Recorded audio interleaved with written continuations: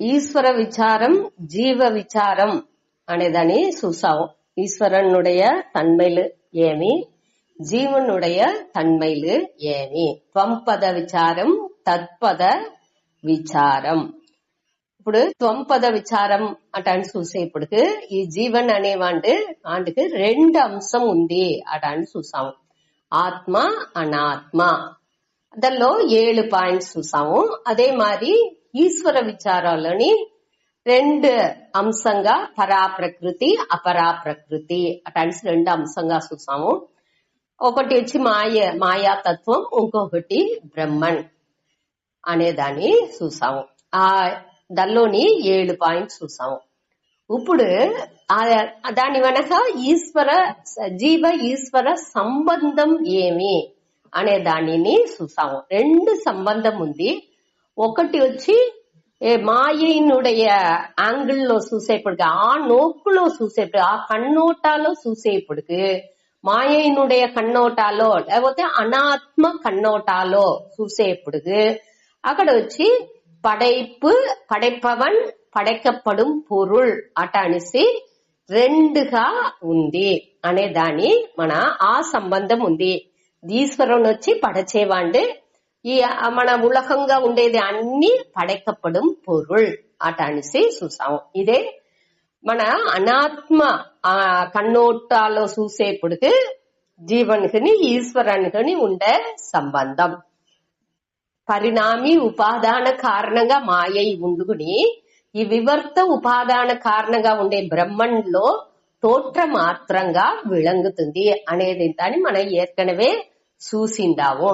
సరే, ఇప్పుడు அடுத்த సంబంధం చూసేప్పుడు ఐక్య సంబంధం. అది ఏ నోట్లో చూసేము, ఏ కన్నోటాలో చూసేము అంటే అది వచ్చి ఆత్మ బ్రహ్మం అనే ఆ కన్నోటాలో చూసేప్పటికి అక్కడ ఐక్య సంబంధం. ఐక్యం అంటే రెండుకి సంబంధం అనేది లేదు అని అర్థం. రెండు ఒకటే. ఐక్యం అంటేనేమి రెండు ఒకటే అనేదాన్ని చెప్పాము. ఇప్పుడు దీనియే మన అద్వైతాలో చెప్పారు. మట్ర దీనిలో వచ్చి ద్వైతం విశిష్టాద్వైతాలంతా ఈ పடைப்பு పடைக்கப்படும் பொருள் అన్నినేని ఉన్మై అంటారు. అద్వైతాలు వచ్చి రెండు అనే ఆ భేదనే దొరకదు, అన్ని ఒకటే అనే ఆంగుల్లో అద్వైతాలు చెప్పారు. ఏ కన్నోటాలో చూసేమో అనేదే ఇక్కడ ముఖ్యం. ఏ కన్నాడి వేసి కరుపు కన్నాడి వేసి చూస్తే కరుపుగానే అన్ని తెలుసు. అదే మరి బ్రహ్మం అనే కన్నోటాలో చూసేప్పుడు అన్ని నేని ఒకటే అనేదాన్ని పురించుకుంటున్నాము. ఇదే సంబంధం. దీన్ని మన ఇంకా కొంచెం విளకంగా చూత అది ఎట్టా అన్నిని బ్రహ్మంగా ఎంచింది వెళ్ళవును. ఇప్పుడు దీనిలో 3 కేள்விలు వస్తుంది. అదాவது ఇప్పుడు జీవన్ ఈశ్వరన్ అట అనేసి రెండు దీని చెప్పేమో, రెండుగానే వేరే వేరే తన్మైలు ఉంది.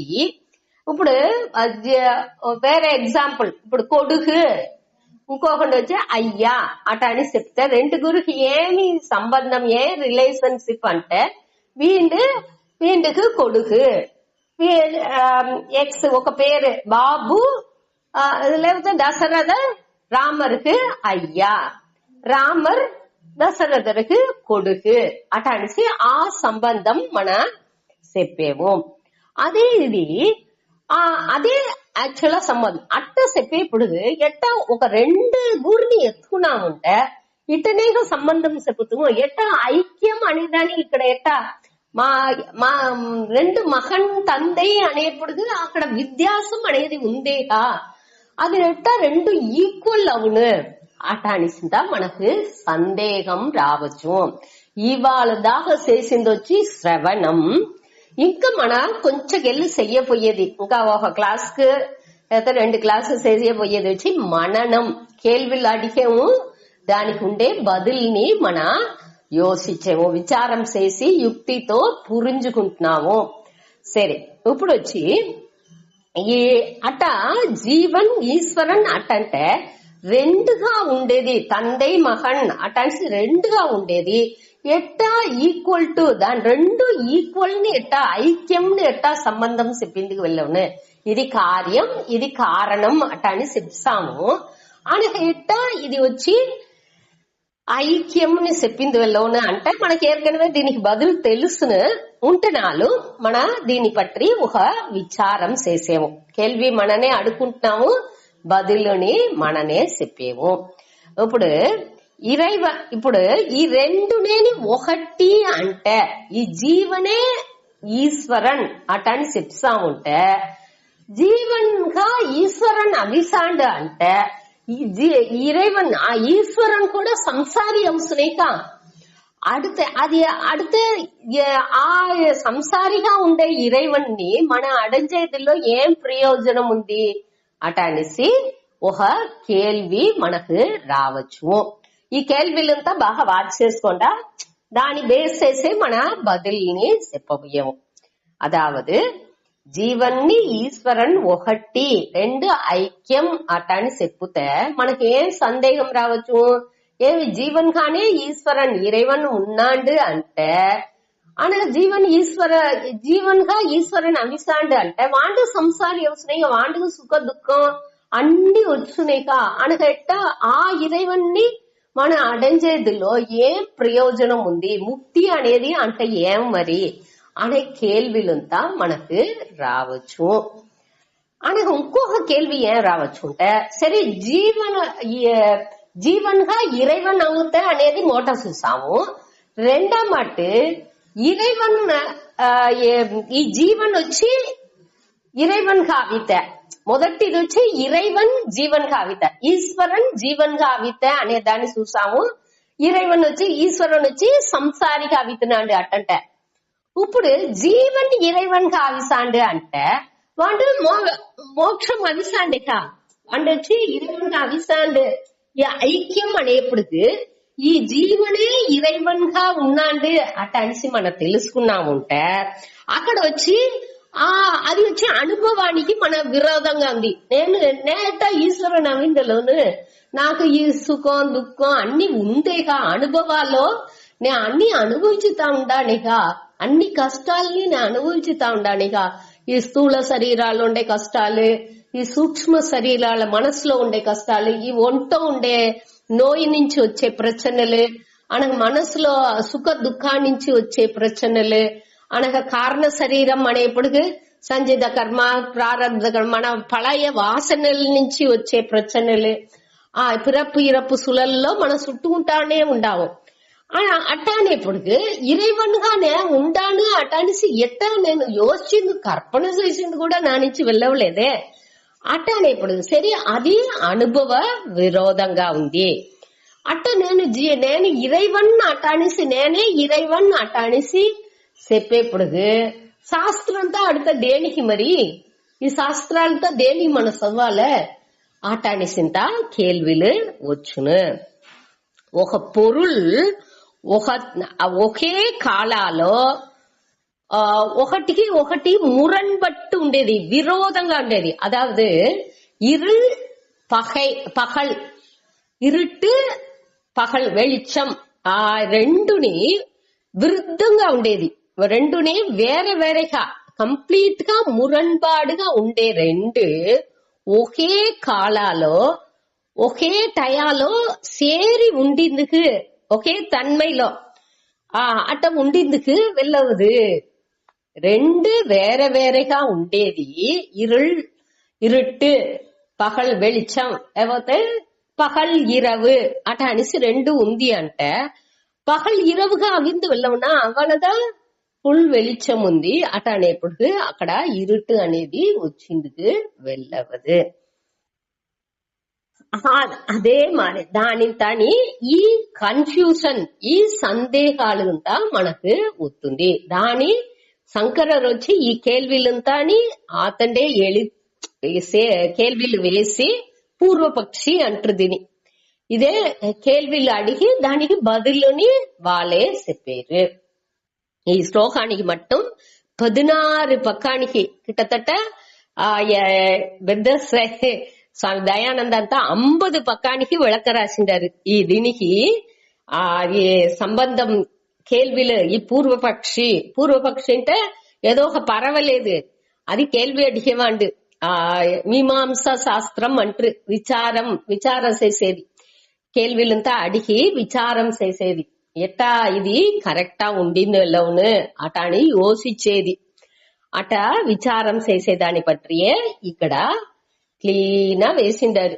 మన ఈ మహావాక్యం తత్వం అసి అట అని చెప్పేమేక అది ఎట్టా సరిగా వచ్చును, ఎట్టా ఈ ఇరైవన్ వచ్చి జీవన్ కా ఉండింది వెళ్ళవును, జీవన్ ఇరైవన్ కా ఎట్టా ఉండింది వెళ్ళవును, రెండు ఒకటే ఆట అనేసి ఎట్టా ఉండింది. ద్వైత మతాల ఏం చెప్తున్నారు, నువ్వు బ్రహ్మంగా ఈ సాధనలు అన్ని చేసి బ్రహ్మంగా మారుతువు అట అని చెప్పారు.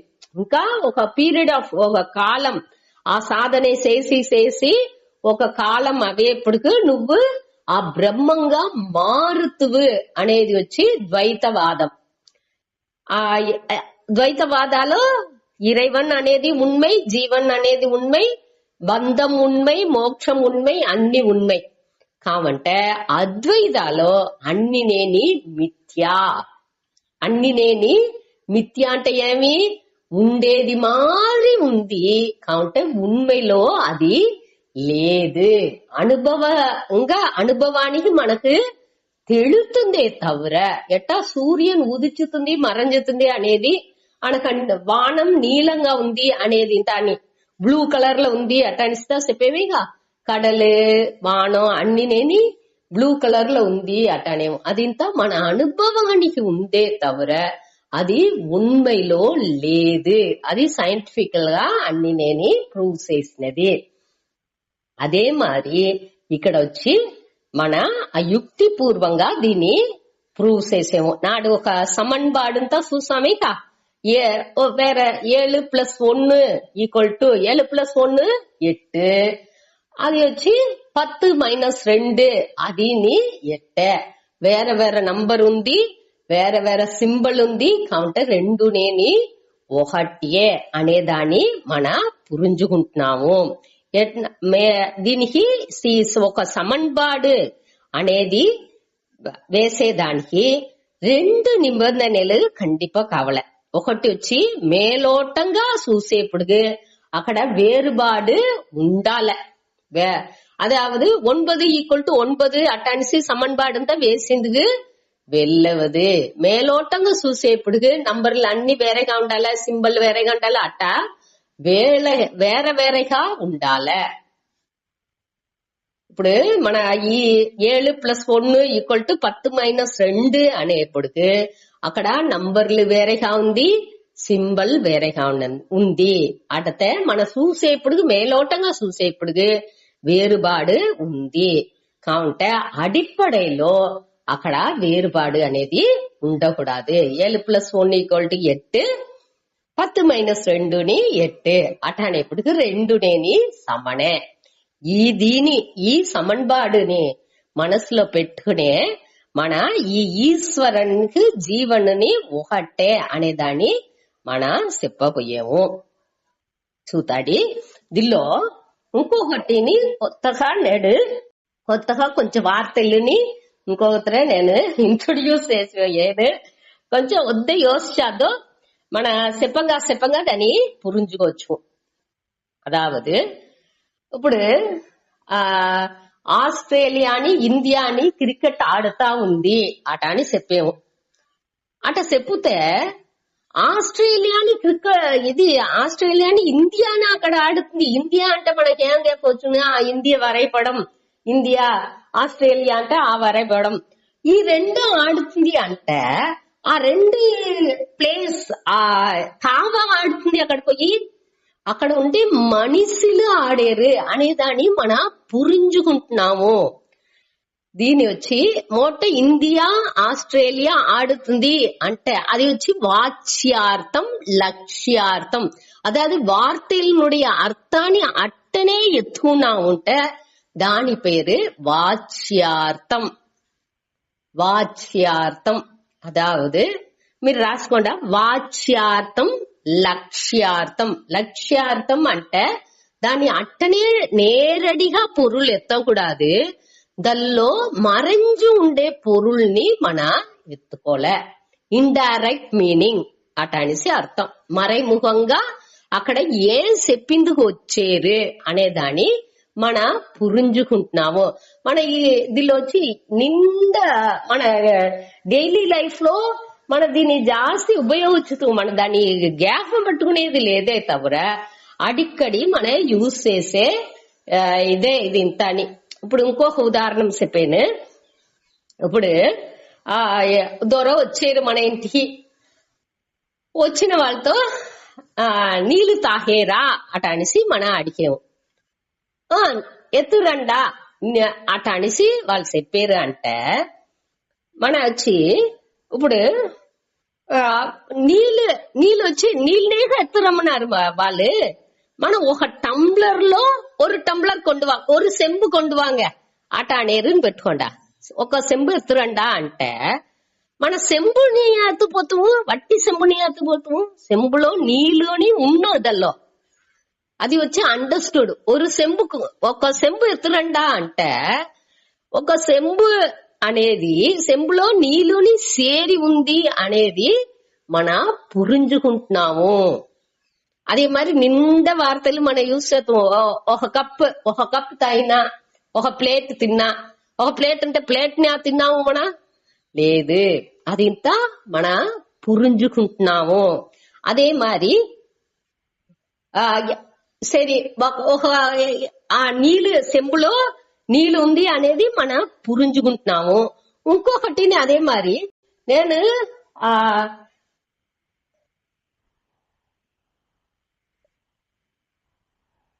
ఇంకో దీనిలో వచ్చి ఇట్ట మారి 3 వகைలో ఒక వాక్యం అనేది ఈ లక్ష్యార్థం అనేది 3 విధాలు చెప్పేము. లక్ష్యార్థం వాచ్యార్థాన్ని పట్టి చెప్పలా. వాచ్యార్థం వచ్చి నేరడిగా పొరుల్ని మన చూసేది. ఇప్పుడు మన చూసేది వచ్చి లక్ష్యార్థం. ఈ లక్ష్యార్థం అనేదాన్ని 3 విధంగా చెప్పేది. 3 టైప్ దల్లో. ఒకటి వచ్చి విట్ట లక్షణం, ஒன்னு விட்ட லட்சணம், ரெண்டாவது விடாத லட்சணம், மூணாவது விட்டு விடாத லட்சணம், లేకపోతే భాగ త్యాగ లక్షణం. విట్ట లక్షణం, విడాద లక్షణం, విట్టు విడాద లక్షణం, లేకపోతే భాగ త్యాగ లక్షణం. ఈ విట్ట లక్షణాన్ని ఇంకొక పేరు జగత్ లక్షణం, విడాద లక్షణానికి అజగత్ లక్షణం, విట్టు విడాద లక్షణానికి జగత్ అజగత్ లక్షణం అటానికి కూడా ఇంకొక పేరు ఉంది. వేరే దూరన దాన్ని పట్టి చెప్పేప్పుడు మనకు తెలాలా నేను చూడదు, దానికోసం దీన్ని చెప్పాను. వేరే సామిలి అన్నా మాట్లాడేప్పటికి ఇది ఏం కొత్తగా జగత్ లక్షణం, జగల్ లక్షణం అంటారు. జగత్ లక్షణం, జగత్ లక్షణం, అజగత్ లక్షణం, జగత్ అజగత్ లక్షణం, విట్ట లక్షణం, విడాద లక్షణం, విట్టు విడాద లక్షణం. దీన్ని మన చూడబోయాం ఇప్పుడు. అదావదు ఒక వాక్యం చెప్పేప్పటికి దాని నేరడిగా పొరులు ఎత్తకుండా దాన్ని సూక్ష్మంగా ఏం చెప్పారు అనే దాన్ని పురించుకుంటున్నాము. ఇప్పుడు ఉదాహరణకి 2 ప్లేట్ 10 రూపా, కుడుము 2 ప్లేట్ ఇట్లీన్స్ మూట వేసుకున్నారు, 2 ప్లేట్ 10 రూపాయి అట అని చెప్పేము అంటే 2 ప్లేటా 10 రూపాయి, దానిలో ఉండే కుడుము 10 రూపాయి అనే దాన్ని మన పురించుకుంటున్నాము. ఆ ప్లేట్ ని ఉడిస్తున్నాము, ఉడిసి అక్కడ కుడుముని ఎత్తుకుంటున్నాము. ఇక్కడ వచ్చి దీని విట్ట లక్షణం చెబుతారు. అదావదు ప్లేట్ ని ఉడిసి దానిలో ఉండే కుడుము, చట్నీ, సాంబార్ ఇదింతా సేరిందే అక్కడ రూపాయి మదిపు ఇచ్చేము. దీని విట్ట ఒకటిని ఉడిస్తున్నాము. విట్ట లక్షణం అంటే ఆ ప్లేట్ ని ఉడిసి కుడుముని మట్టు మన కణకులో ఎత్తుకుంటున్నాము. 2 కుడుము 10 రూపాయి అనేదని ఒక ప్లేట్ లో 2 కుడుము ఉన్న, ఒక ప్లేట్ 10 రూపాయ, లేకపోతే 2 ప్లేట్ 10 రూపాయ ఏదో ఒకటి అట చెప్పేది. ఇది వచ్చి విట్ట లక్షణం. విడాద లక్షణం అనేప్పటికీ 2 ప్లేట్ కొండువా అట అని చెప్పేము, లేకపోతే ఒక చెంబు నీళ్ళు ఎత్తురా అట అనేము. అప్పుడు ఆ చెంబుతోనే నీళ్ళని ఎత్తుకొచ్చింది. చెంబుని ఉడిసి మన ఎత్తుకు రాలేదు, చెంబులో ఆ నీళ్ళుని సేరి ఎత్తుకొచ్చేము. చెంబుని అప్పుడు వస్తుంది అనగా నీళ్ళుని వస్తుంది. ఇది వచ్చి విడాద లక్షణం. విడాద లక్షణం అనేప్పుడు ఆ వార్తని ఉడాకుండా ఓ ప్లేట్ లో 2 కుడువు అంటే 2 ప్లేట్ కొండువా అంటే 2 ప్లేట్ ని ఎత్తుకురాండి. దానిలో 2 కొంచెం 2 కుడుములతో 4 కుడుము 2 ప్లేట్ కొండువా అంటే 4 కుడుము చట్నీ సాంబార్ అన్ని సేరేమండి ఎత్తుకొచ్చును. సాపాడు కొండువా ஒரு సాపాడు 40 రూపా అనేది. సాపాడు అంటే వట్టి సాపాడు మట్టినే అక్కడ ఉందా, దానితో సేరి గొజ్జు చట్నీ ఇది కాయలు రసం మజ్జిగ పాయాసం ఎన్నో అన్ని సేరి ఏం రేటో 90, ఇప్పుడు 40 రూపాయలు అంతా ఏ హాలనోని ఇప్పుడు అది ఒక రేట్. ఆ రేట్ 100 రూపాయో 120 రూపాయో ఆ రేటుని చెప్పారు. ఇది వచ్చి విడాద లక్షణం. విట్టు విడాద లక్షణం అనేప్పటికీ బాగా భాగం అంటే ఒక పార్ట్ని ఉడిసేము, ఒక పార్ట్ని పట్టుకుంటున్నాము. 2 ఇక్కడ మొదటిదిలో ఉడిసి ఏం చెప్పేమో దాన్ని ఉడిసి మనకా ఒకటిని అక్కడ చేర్చుకుంటున్నాము. అదావది విట్ట లక్షణం అనేప్పుడు 2 ప్లేట్ 10 రూపా అంటే ప్లేట్ ని ఉడిసి దానిలో ఉండే కుడుముకు లెక్క వేసేము. విడాద లక్షణం అనేప్పటికి 2 ప్లేట్ కొండువా అంటే అక్కడ ప్లేటుని ఉంది కుడుముని ఉంది, దాన్ని ఉడాల దాన్ని సేరి మన ఎత్తుకుంటాము. విట్టు విడాద లక్షణం అనేప్పటికి ఏమి 2 పనిని చేసేము, కొంచెం దీన్ని ఉడిసేము కొంచెం దీన్ని పట్టుకుంటున్నాము. బాగా త్యాగ లక్షణం అనేప్పుడు ఒక పార్ట్ని ఉడిసేము ఒక పార్ట్ని పెట్టుకుంటున్నాము. అదావది జగత్ అజగత్ లక్షణం. రెండు లక్షణం మన మోటో చూసిన 2 లక్షణాలని దీనిలో వస్తుంది.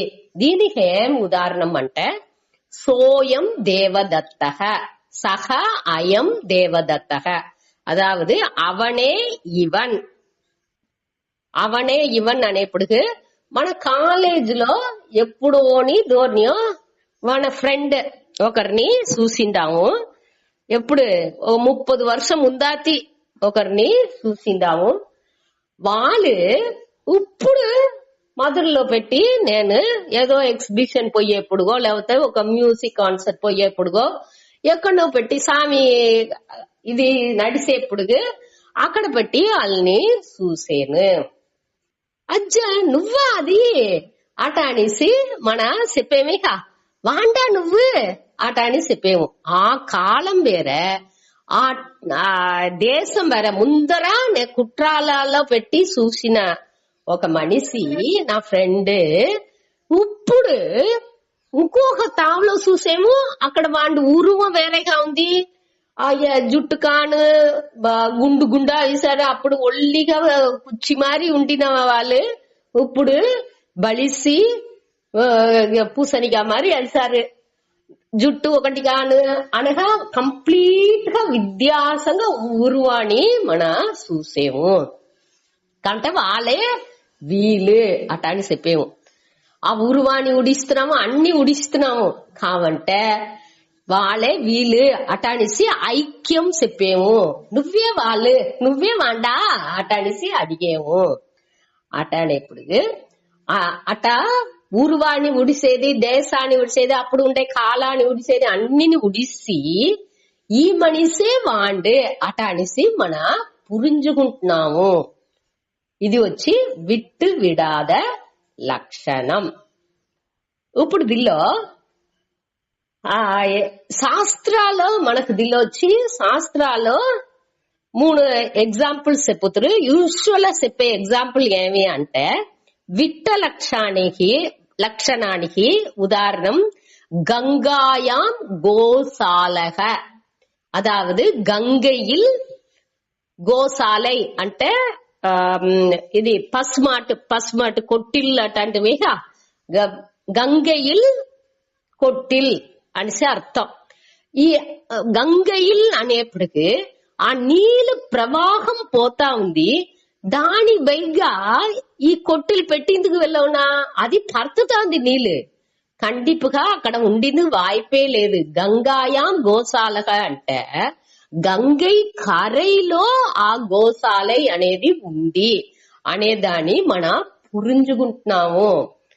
గంగాయాం గోశాలక అంటే గంగైயில் వీడు, లేకపోతే గంగైயில் పసుమాటు కొట్టిల్ అంటే ఆ కొట్టిల్ ఎక్కడ ఉంది? నీరు ప్రవాహాలో లేదు, అది వచ్చి కరైలో ఉంది అనేదాన్ని మన పురించుకుంటున్నాము.